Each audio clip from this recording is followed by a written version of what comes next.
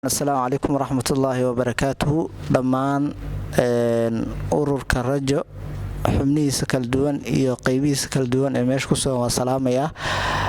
magacaygu waa Maxamed Burhaan Cabdullaahi oo ah gudoomiyaha ururka rajo oo ururkan caawa meesha aan u fadhino ajendayaashiisii kala duwana oo ay ugu horeysay isbarashada iyo qorshayaalka aan rabno inaan dejino saan u howlgelin lahayn horta isbarasho kadib waxaan rabaa inaan idin soo dhaweeyo mar labaad iyo mar saddexaad oo aan yiraahdo rag iyo dumarba soo dhawaada walaalayaal gacmo furan ugu soo dhawaada kow horta waxa laga rabaa aniga waa furfurid wixii faahfaahidooda dambe gadaal baa ka galeynaa si guud ururkan xilliga la aasaasay iyo si update aan saga dhigno akhyaaray ururkan waa urur horta kow ka shaqeyn doona arrimaha bulshada qaybaheeda kala duwan sida caafimaadka waxbarashada qaybta warbaahinta iyo waxyaabaha kale oo dhan oo bulshada ku tacalluqa ayuu ka shaqeyn doona ururkayga insha Allah waxa kale muhiim ah inaan ogaano qaabka ama structure-ka aan rabnaa inaan isku update gareyno qaabka iyo structure-ka uu sameeysan yahay ururkan horta saddex guddi uu ka sameeysan yahay hada si guud aan u faahfaahiyo wuxuu ka sameeysan yahay guddiga marjaca oo guddiga ugu sareeya ah iyo wuxuu ka sameeysan yahay guddiga dhexe iyo wuxuu ka sameeysan yahay guddiga fulinta marka intaba wuxuu ka kooban yahay xubno kala duwan hada guddiga fulinta oo kale wuxuu ka kooban yahay ilaa 6 xubnood guddiga marjaca oo guddiga ugu sareeyana wuxuu ka kooban yahay 6 xubnood guddiga sidoo kale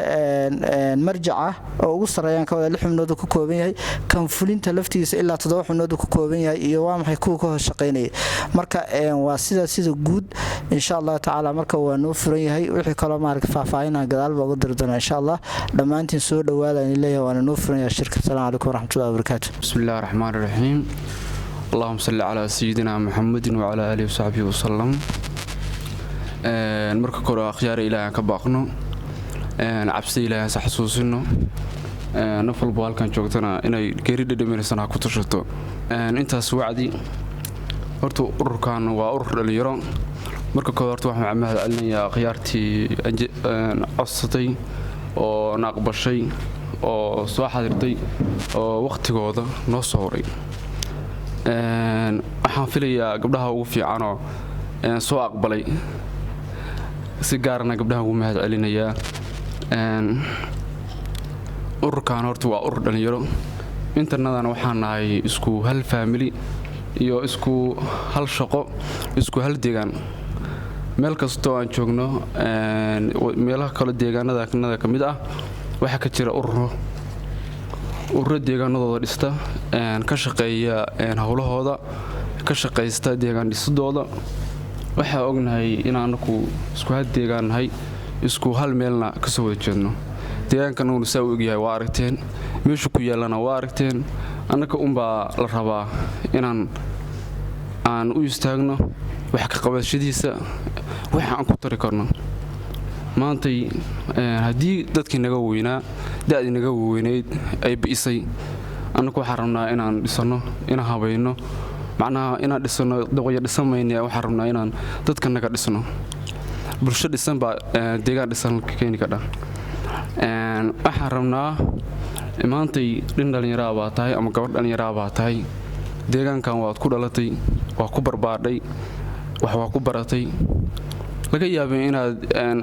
awlaadna ku dhashay Ilaahay ku siiyo laakiin muhiimaddu waxa weeye maxaa ku soo kordhisay maxaad ku soo kordhisay maxaad soo qabatay maxaad deegaankaagan u tardhan magac yeelo wax ka tag muhiimaddu maaha inaad deegaan ku dhalatay inaad ka shaqaysatay inaad caruurtaada ka biilatay inaad wax ku soo kordhisay muhiimaddu waxa weeye inaad wax ku soo kordhin karin oo la xasuusan karo oo la qtaaman karo أولاً هذا هو ما سنتين قيارته سونا دوادا وحرمنا إن هل فاميلي ولا نقولنا إن إسرائيل شقينا إن وحول قبصنا إن نقولنا ضد كي وهريو ديان قاضي حكترة ضد كي وقولوا طيان لهاي إن نقولنا ضد كي ديان قاضي وحكبرتي وحكسوكر ديان نقولنا هذا هو ما سنتين والسلام عليكم ورحمة الله وبركاته الحمد لله رب العالمين مركو تمام إسكاله intaa kadib waxaan u gudbiyaa waxaan wadada arkaysaan ninkii u madaxdeegay oo isku keenay oo waqtiga geliyay oo wax ka go'an tahay oo ninkan Axmeda iyo ninkan Askariya inaan marka kooda nimanka u mahadnaqtaan muhiim ah waxaan dadayga isku keenay weeye marka intaa ka soo gudbo wax weeye arintan hadda aad sameynaysan horta wax lagu faraxsan yahay waana arin muhiim ah weeye intaa kadib hadal waxba in lagu qabto ma fiicna hadda kadib insha Allah waxa la rabaa in hadalkiina uu yaraado wax qabadkiina la arko intaas ayaa muhiim ah insha Allah intaas wax kaliya ugu muhiimsan dejiyo oo sidii laga rabo oo noqdo hadii ilaahay ma insha Allah wadogtiin deegaankeena waxa ka jira dhalinyaro waxaan u maleynayaa qof walba wax weeyaan halkan caawad jooga saaka inaan waxba awsan qarsoonayn sida hadda nabad oo kale to deegaanka nabadiisa sida bilicda magaalada sida wax tarka ama dadka deegaanka jooga ay wax isugu taraan ama hadii ilaahay kugu sameeyay deegaanka u horumariyaan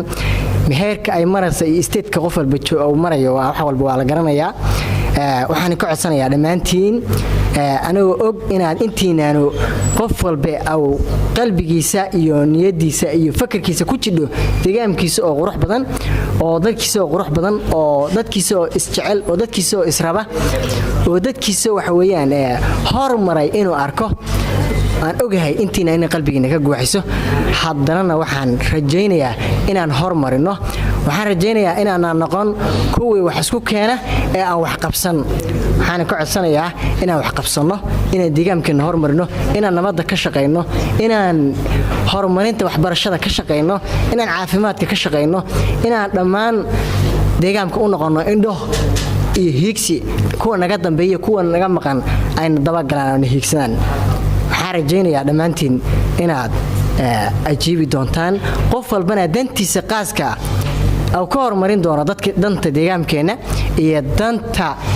aan mabda'a halkaan iskugu nimid oo ay tahay inaan wax qabanno wax qabad markii la lama rabo afkeen laga sheego waxa la rabaa in la muujiyo ficilkeeda la muujiyo oo la dardargeliyo oo siday u tahay la dardargeliyo waxa la rabaa kaleeto in la joogteeyo kulanka oo team loo waxaan u maleeyaa gudoomiyaha iyo gudoomiye ku-xigeenka iyo xubnaha kale la shaqeyn doona ayaa taas mas'uuliyadu ka saaran tahay dadajinta iyo kulanka iyo qabaqaabada intaba waxaan dhamaantiin ka codsanayaa inaan noqono kuwa magaalada indha u noqda inaan noqono insha Allah nabadda waxbarashada caafimaadka inta soo sheegaba waa basic needs waa baahiyaha asaasiga deegaanka ka jiro aadna u hooseeya waxaan rajaynayaa dhamaanteen inaan waxa weeyaan aan bilowno wacyigelin amniga la shaqeyno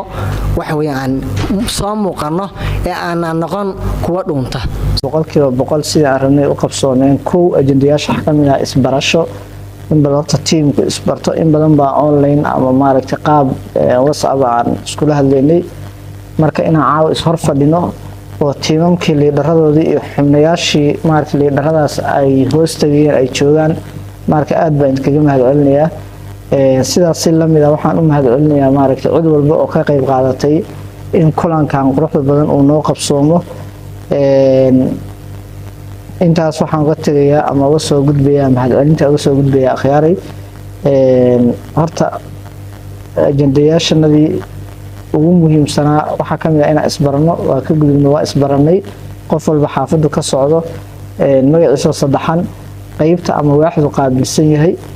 inta kaliya hadda noo harsan waxa weeyaan sidee hawshaas u dardargelina qof walba doorka ama roolkaga aadana ma ahan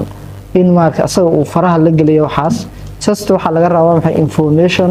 iyo inuu data collection ama macluumaad uu ka soo aruuriyo rabaa tusaale hadda qaybta waxbarashada oo kale inay ka soo aruuriso macluumaad xaafadaha kala duwan ee degmada way yaqaanaa way kala qaybsan yihiin leader baa maaragtay ay leeyihiin in iskuulada ku yaala bulshada meesha ku nool iskuuladooda private ma u badan yihiin mise public sidoo kale IDB-yada ama maaragtay qaxootiyada kale degmada daafeeda ku yaala inay waxbarashada soo ogaadaan inta maaragtay qaxootiga oo waxbarashada ku taalay inta kale sidoo kale waxa la mid ah waaxda caafimaadka ama qaybta caafimaadka oo caawa soo xaadirtay joogta macal hogaamiyaheedii Ayuub ayadana xaafadaha kala duwan in caafimaadka MCH ba ku taala inay research soo goobaan ay bulshada wareystaan waa inta waxaa laga rabaa wax adiga gudaha usii gelisid iyo wax maaragta adiga aad isku sii kalifaysid maahan. sidoo kale dhaqaalaha oo kale degmadanada canshuur baa laga yaabaa in laga qaado ama waa laga qaadaaba in canshuurta meesha gasho meelaha maaragta lagu soo celiyo dadka bulshada ma lagu soo celiyaa wax ma loogu qabtaa dadka maaragta ganacsiga xaafad walba suuqa ganacsigiisa dhaqdhaqaaqiisa intaasaa laga rabaa inaad risaas ka soo samaysid. sidoo kale qaybta waa maxay amniga iyo siyaasadda bulshada caawada ku nool ama deegaanada ururku ka shaqayn doono oo dhan oo ay ka mid yihiin waa maxay deegaanada galmudug oo dhan. sidoo kale waxaa jiri doona branch kale ama qayb kale oo ururka oo gudaha iyadana ama Jubbaland laga sameyn doono ama hadda maaragta qabanqaabadeeda ay socoto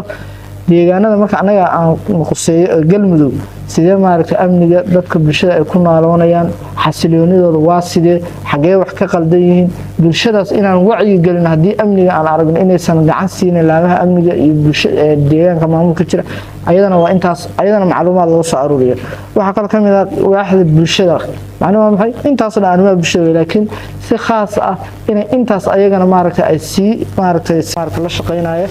intaas isku dardaarmayna marka si guud iyo si gaar ahaaneed marka aynu kugu mahadcelinayaa dhammaantiin marka waa noo xiran yahay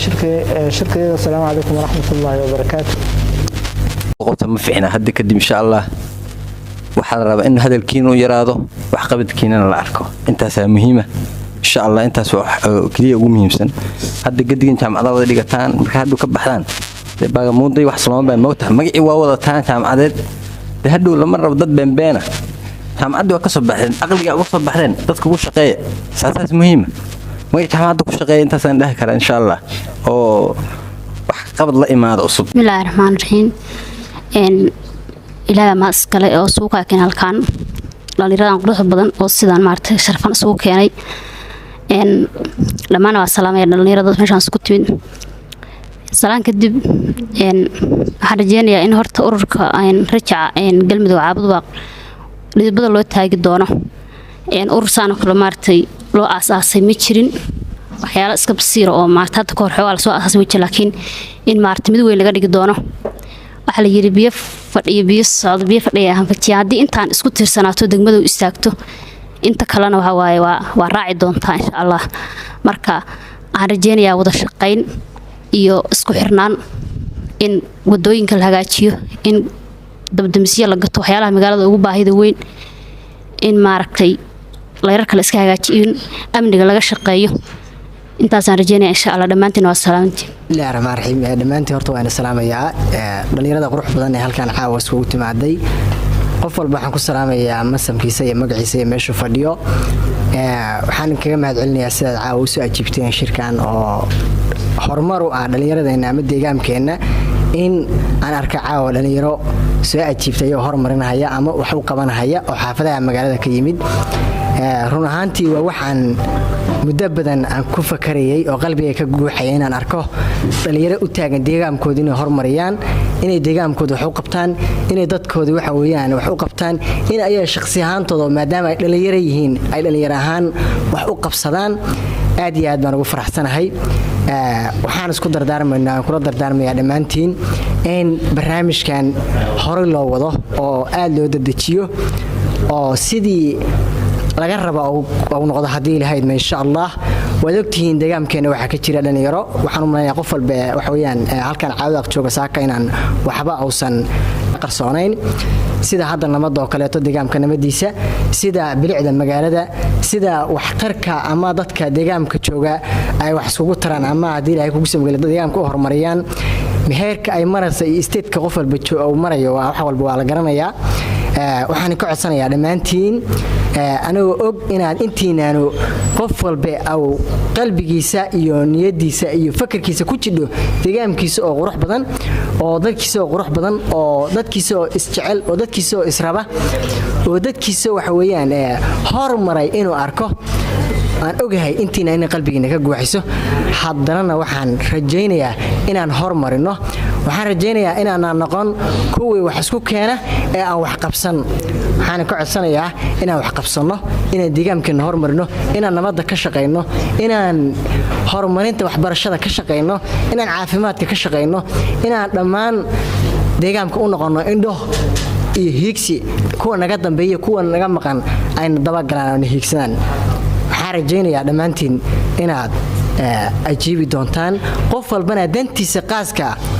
أو كور مرين دونا دنت ديجام كنا هي دنت عن مبدأ هالكان سكون نبيد أو أيتهاي إن وحقبنا وحقبت مركل يا لما ربع أفكار الغشاوة وحال ربع إن لموجيه فعل كذا لموجيه أو لدردر جليه أو سيدا يوتهاي لدردر جليه وحال ربع كله إن لتشوكتيه كلان كأو تام لو وحنمنا قدوميها يقدومي كحجان كأيو حمناها كلا شقين دونا يا تاس مسؤولية كسر أنت هاي dadajinta iyo kulanka iyo qabaqaabada intaba waxaan dhamaantiin ka codsanayaa inaan noqono kuwa magaalada indha u noqda inaan noqono insha Allah nabadda waxbarashada caafimaadka intaan soo sheegaba waa basic needs waa baahiyaha asaasiga deegaanka ka jiro aadna u hooseeya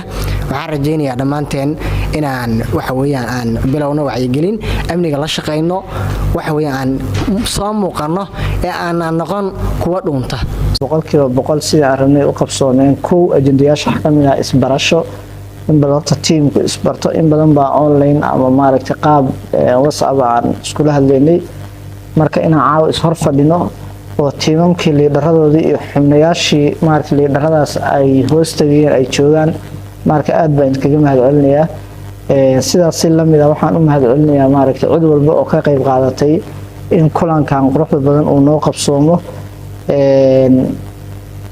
intaas waxaan uga tagayaa ama uga soo gudbayaa mahadcelinta uga soo gudbayaa akhyaaray horta ajendayaashanadii ugu muhiimsanaa waxaa ka mid ah inaan isbarano waa ka gudubno waa isbaranay qof walba xaafadu ka socdo magaciisa saddexan qaybta ama waaxdu qaabilsan yahay inta kaliya hadda noo harsan waxa weeyaan sidee hawshaas u dardargelina qof walba doorka bismillaahir rahmaanir rahiim wali waan salaamayaa ciyaarta dhammaan team ku midaysan teamka Rejo Galmudug warantii magacay waa Maxamed Xuseen oo ka mid ah ciyaarta oo groupka ama teamka degan xaafada Amaano ahna madaxa mass media ama warbaahinta u qaabilsan groupka Rejo bismillaahir rahmaanir rahiim magacay waa Yuusuf Xasan xaafada waxaan ka tirsanahay waa bari xubintan uga jira meesha waa gudoomiyaha guddiga qabanqaabada assalaamu calaykum dhammaantiin waan salaamay ximraan halkan fadhiya magacay waa Nimco Caamir Xasan waxaan ka soo jeedaa xaafada Ubax waxaan ka tirsanaa guddiga qabanqaabada bismillaah dhammaantiin waan salaamay magacay waa Yaan Cabdi Cali xaafada Amaano kamid ah urka Rejo teamka dhaqaalaha bismillaahir rahmaanir rahiim dhammaan waan salaamayaa teamka ama organizationka meesha isku yimid ee Rejo salaanka bacdi magacay waa Ayuub Cabdiqani Macalin Cabdullaahi ma anu xubin ka ahay waaxda caafimaadka waxaan ku matalayaa ama ka soo galay xaafada Ubax bismillaahir rahmaanir rahiim magacay waa Cabdiqafaar Sheekh Daawud Xirsi degan kooda Luuliyo ka tirsan qaybta caafimaadka ee ururka Rejo أولا السلام عليكم ورحمة الله وبركاته مقعي وقولي عبد الجامع كترسن أورك رجو واحد عافماتك دقن حافظ أكتوبر الرحيم لما أنتم أنا السلام يا مقعي وموليد هل العقال كترسن أورك رجو دقن حافظ أمانو كالسعودة ururka qaban qaabada ana raxiim dhammaan waa salaam awalan dhalinyartan ku midaysan ururka Rejo magacay waa Sahra Cabdirasaaq Maxamed xaafada Amaano teamka wax ka tirsanay ururka Rejo Caabuda Galmudug qaasatan waaxda arrimaha bulshada bismillaah magacay waa Fatxi Shariif Maxamuud waxaan ka mid ahay dhalinyarada ururka Rejo qaybta caafimaadka kana socota maxay ahayd xaafada waa bari bismillaah magacay waa Faadimo Cabdi Cabdullaahi ka tirsan ururka dhalinyarada Rejo qaybta arrimaha bulshada shaqo wacan